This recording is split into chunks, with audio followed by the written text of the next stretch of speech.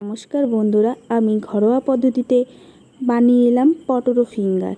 মাঝারি সাইজের আলু নিতে হবে এবং লম্বা লম্বা করে পিস পিস করতে হবে যেন সমানভাবে দেখায়। এরপরে আমি নিয়ে নিলাম ব্যাটার করতে।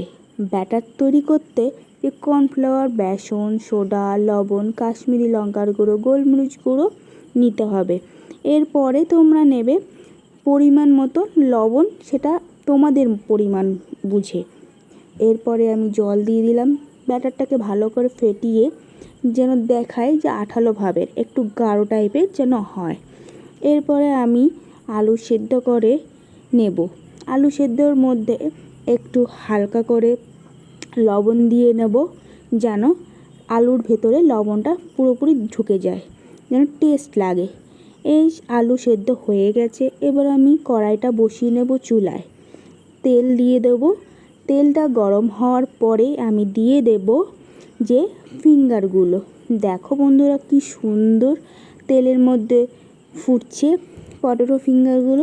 খুব টেস্ট হয়েছিল। আর তোমরা ঘরোয়া পদ্ধতিতে অবশ্যই ট্রাই করতে পারো। বিকালে টিফিন হিসাবে ব্যবহার করতে পারো। কেউ বাড়িতে আত্মীয় স্বজন আসলে তাদেরকে বানিয়ে খাওয়াতে পারো। তো আমার পটেটো ফিঙ্গার রেডি।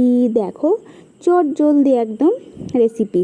সাথে একটু সস দিয়ে খেলে খুব টেস্ট লাগে। অবশ্যই কমেন্ট করে জানিও আমার রেসিপিটা কেমন হয়েছে। অবশ্যই কমেন্ট করে জানাবে কিন্তু দেখতে কেমন হয়েছে। আমার তো খুব সুন্দর লেগেছে খেতে, হেভি টেস্ট হয়েছে। দেখার জন্য আমার ভিডিওটা অবশ্যই ধন্যবাদ।